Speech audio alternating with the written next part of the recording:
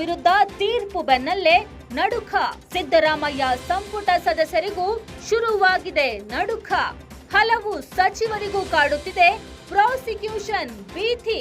ಈಗಾಗಲೇ ಸಚಿವರ ಕೇಸ್ ಬಗ್ಗೆ ಸ್ಪಷ್ಟನೆ ಕೋರಿ ಪತ್ರ ಬರೆದಿರೋ ರಾಜ್ಯಪಾಲ ಗೆಹ್ಲೋಟ್. ಬೃಹತ್ ಕೈಗಾರಿಕಾ ಸಚಿವ ಎಂಬಿ ಪಾಟೀಲ್, ಗ್ರಾಮೀಣಾಭಿವೃದ್ಧಿ ಸಚಿವ ಪ್ರಿಯಾಂಕ್ ಖರ್ಗೆ, ಕೆಐಎಡಿಬಿ ಭೂಮಿ ಹಂಚಿಕೆ ಪ್ರಕರಣದಲ್ಲಿ ಇಬ್ಬರ ಹೆಸರು.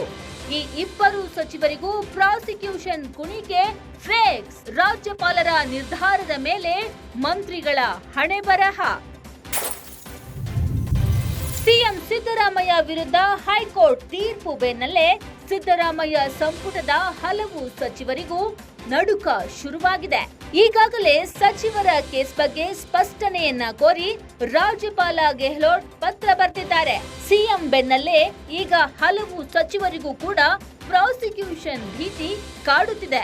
ಬೃಹತ್ ಕೈಗಾರಿಕಾ ಸಚಿವ ಎಂಬಿ ಪಾಟೀಲ್, ಗ್ರಾಮೀಣಾಭಿವೃದ್ಧಿ ಸಚಿವ ಪ್ರಿಯಾಂಕ್ ಖರ್ಗೆಗೆ ನಡುಕ ಶುರುವಾಗಿದೆ. ಕೆಐಎಡಿಬಿ ಭೂಮಿ ಹಂಚಿಕೆ ಪ್ರಕರಣದಲ್ಲಿ ಇಬ್ಬರ ಹೆಸರನ್ನ ಸ್ಪಷ್ಟನೆ ಕೋರಿ ರಾಜ್ಯಪಾಲರು ಪತ್ರ ಬರೆದಿದ್ರು. ಈ ಇಬ್ಬರು ಸಚಿವರಿಗೂ ಈಗ ಪ್ರಾಸಿಕ್ಯೂಷನ್ ಕುಣಿಕೆ ಫಿಕ್ಸ್ ಅಂತ ರಾಜಕೀಯ ವಲಯದಲ್ಲಿ ಚರ್ಚೆಯಾಗ್ತಿದೆ.